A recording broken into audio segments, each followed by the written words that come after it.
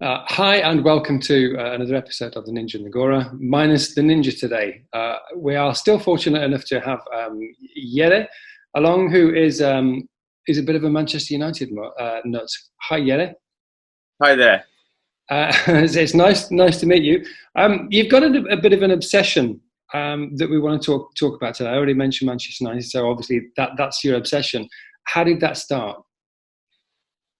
I think I was like 5 years old when I started playing football myself, and we had this Brian Robson playing for United with number 7 back then, and from that on I played with 7. I'm actually still playing football nowadays, 77, but from that on I started to look more and more matches here in Finland from television. The national television showed those matches back then. And I don't know, it just grew and grew and grew every year, and until the point we are here. Right. As a big fan of Brian Robson myself, what was it about him that sort of struck you? I think he was so like all arounder. He could shoot. He was really good at tackling. He defended. He put his body on the line every match. I think it was even more the attitude. Of course, he's excellent player, was and actually is excellent player still. I have seen him playing in those testimonial games, but I think it was more the attitude. As a young kid, you want to see players to really give the 110%, and Robbo did it big time. Certainly did. You've been to Old Trafford, I take it. Yeah. And what was your what was your first visit like? It was kind of the feeling that you have been waiting for so long for something to happen, and then you have so high hopes for everything, like how you go there and what happens at the very first sight. I don't I don't recall everything from that trip, but I think it's kind of the same feeling I still have when I go there. I have been there like 150 or so times, and still going strong. And I think I still have the gut feeling, when you go there. Yeah, I know exactly what you mean. I remember the first time I went, we were playing Leeds, and it was the Old Trafford end, and I walked up and sort of breached the crest of the stairs, and in front of me it was a nighttime game, and it was this big shiny emerald thing, and it was just, I was almost in tears at my first match. I thought it was brilliant. Who was the first team you saw play United?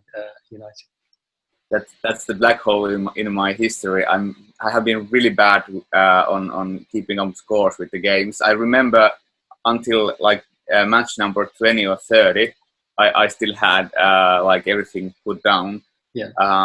But now I don't even know how many times I've been there. Of course, I'm a foreigner for as a Manchester fan, so I don't see every game. I try to go there from 3 to 5 times a season, so that means 3 to 10 games a season. But I really suck at putting things down for my game. I'm way too thrilled and way too excited every time. So, for example, my collection, I have a lot of stuff from the games. I don't even have tickets and that from my own games I have been. I think I lack something like 50% of those. Wow. Yeah, that was. I remember when I first started going, because I didn't live in Manchester at the time.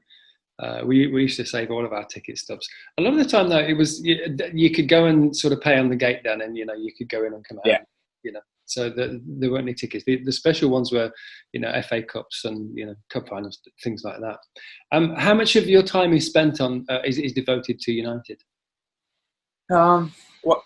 Quite big part, as I'm an entrepreneur, and some of my businesses are related to United, so and football overall. So I can combine working and pleasure. So I'd say quite big part of every day, even without football going on. Of course, now today Premier League is going to continue, and we are going to play within 2 days. So that's amazing. But still, I'd say I cannot separate time without and with United anymore. It's completely the same.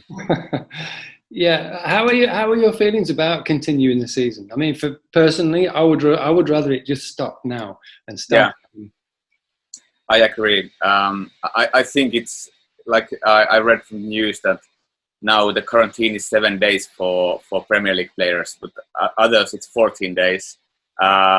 If we are in the same apartment with people who has it, we have to also be in quarantine. And for footballers, no. So all these, I say null avoid. It's the only way to go in terms of those players healthy. But well, we cannot affect that. So now we just need to try to enjoy the very different kind of football. And yeah, I agree with you. It's not good. Yeah, you see, my feelings were so that the Scousers don't get the title. Yeah, yeah. I feel you. When you mentioned that you bought a lot of pieces, and Yeah. so obviously your collection's built up over the time. And what have you done with all the pieces? Yeah, it's kind of it was kind of a surprise for me also that I had that much stuff when I 3 years ago rented this place. It kind of started slowly, you know, like every kid when we have like our first few items and it's fun to have and you know even play with them. Then when I started to working, of course you have more money and you can buy more stuff, and that went like really bad at some point.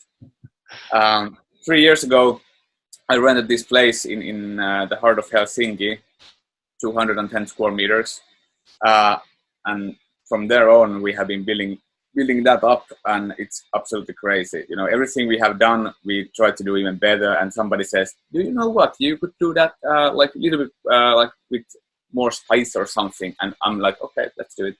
So month after month after month, I'm like all the time it's getting more expensive.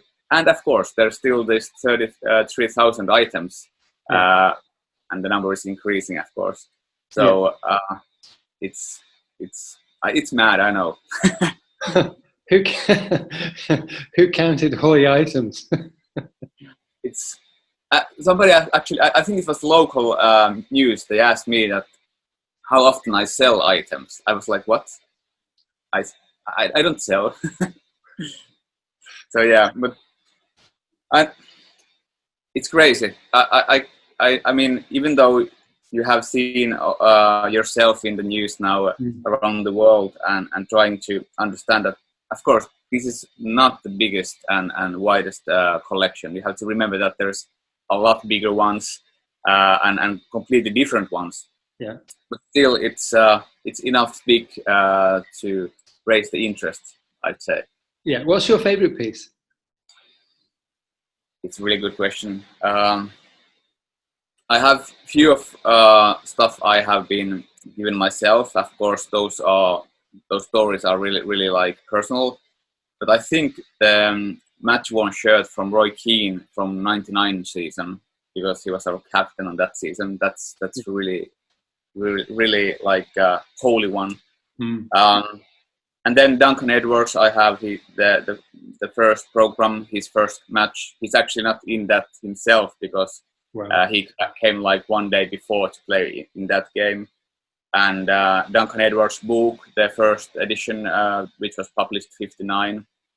So that kind of stuff. Wow, that's pretty good. That's pretty good. Yeah.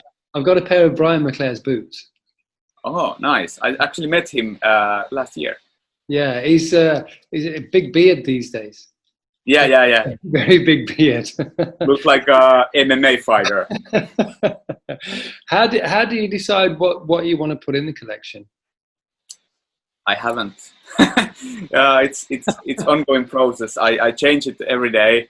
Now we are going to like seal some of the sections, so I actually need to decide what to put there. That's a question I need to be answered really soon. Yeah. Maybe the way to go is just your gut feeling. Is this in your house? Is the museum in your house, or is it in a different place? Thank God, no.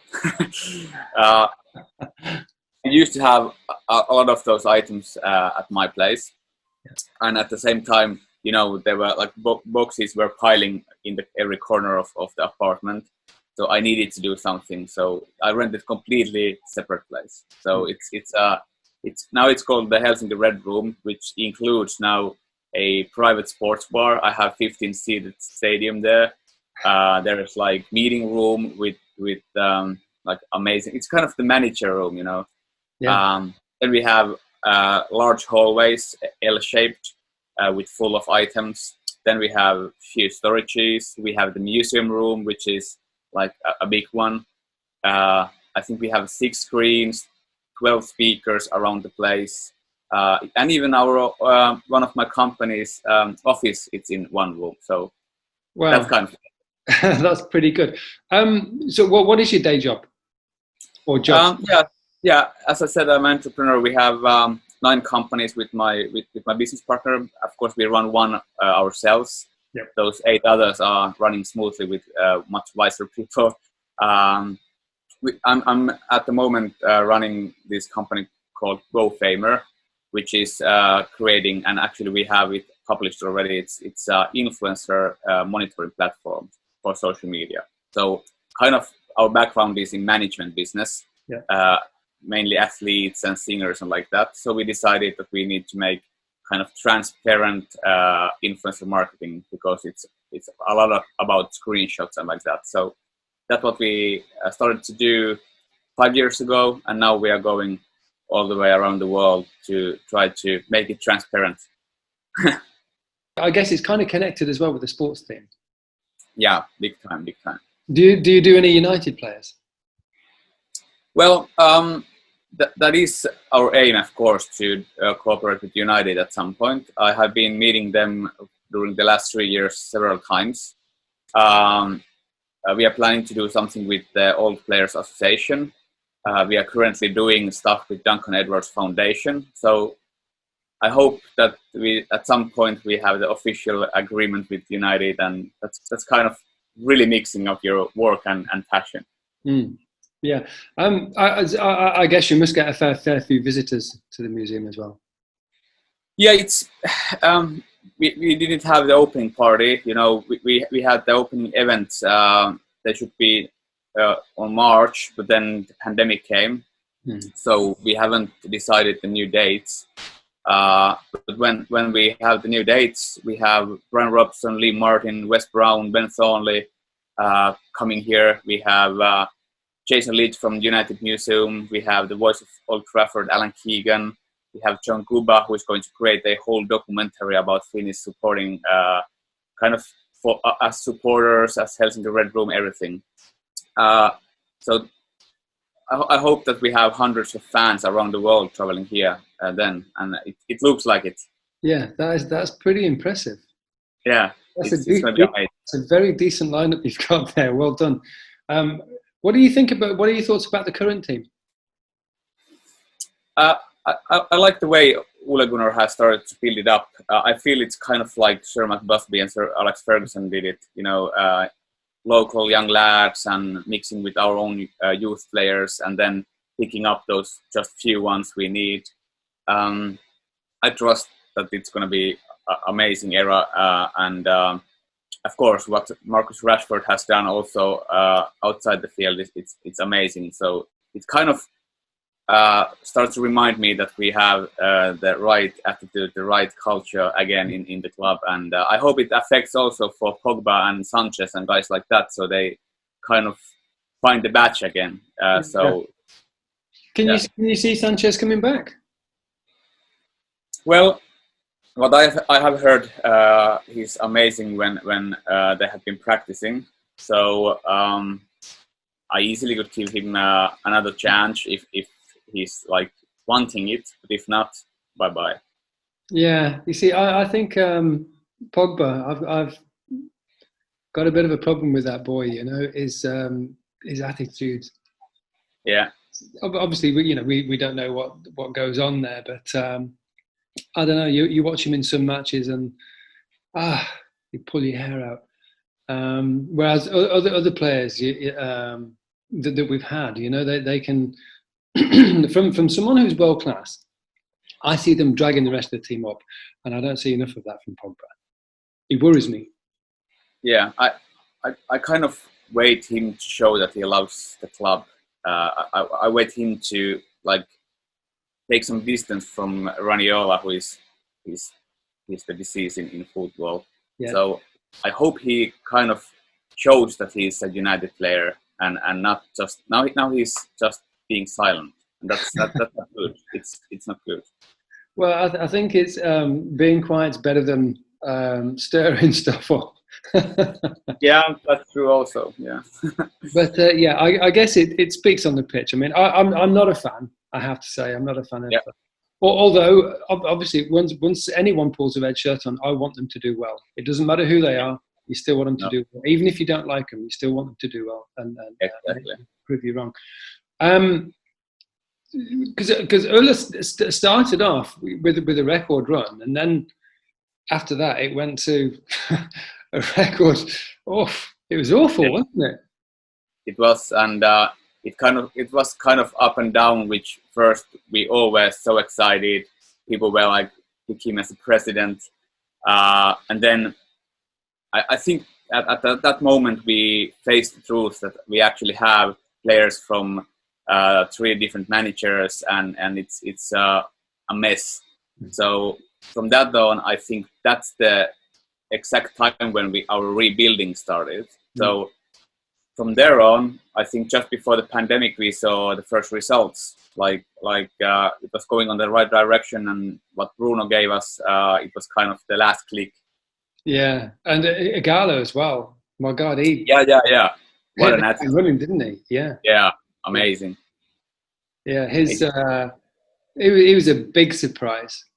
Yeah, but a very pleasant one. So, what do you think? How do you think the season's going to pan out, and what are your thoughts on next season? Yeah, this season, of course, which is the worst thing can happen. Liverpool is going to win the league. It's gap is way too big for City. You know, it's. I'm gonna shut down my mobile for 2 weeks when that happens. But for us, I think we can be the fourth.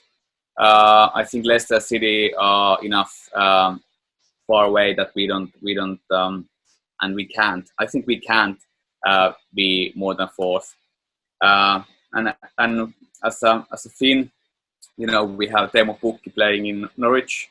I'm pretty sure that they're gonna drop down. So kind of on the both ends, we have something to look into. I'm not that kind of.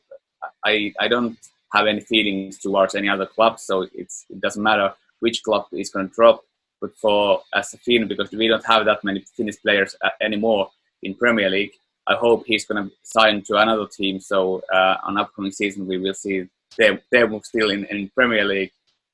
And next season for United, I mean, I'm looking into it on 2 perspectives. One is the rebuilding process that I hope that the most important thing we see is the culture is going to stick and it's going to even kind of spread with the players who maybe ain't that into it now.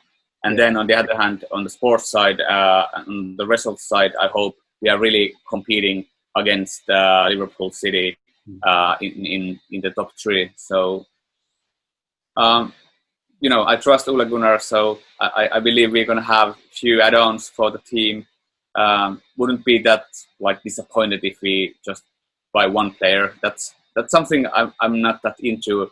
When we have amazing youth players, we have amazing lads already there, and let's hope that Angel Gomez will sign a new contract and we can keep him. But if his attitude is wrong, you know, then it's time to go. Yeah. Yeah, you mentioned the youth there. We've got some fantastic players coming through, haven't we? We have amazing. It's kind of the new class we might see in the future. And remember that it was class of 2020 or whatever. You know, guys like, okay, we can actually count Rashford being one of those members, but McTominay is still really young. Then we go to Greenwood. We have Garner, Williams. We have Gomez, Chong. You know, it's amazing to have that many players that we know most of them are going to play on a high level, and let's hope that most of them are going to stay with us. Then on the other hand, at the same time, we have probably one of the best ever during the Premier League era coming, Greenwood. I think he's absolutely one of the best, if not the best, young player we have had since start of Premier League. Amazing. Yeah. He does look very, very good, doesn't he? Yeah. Well, fingers crossed.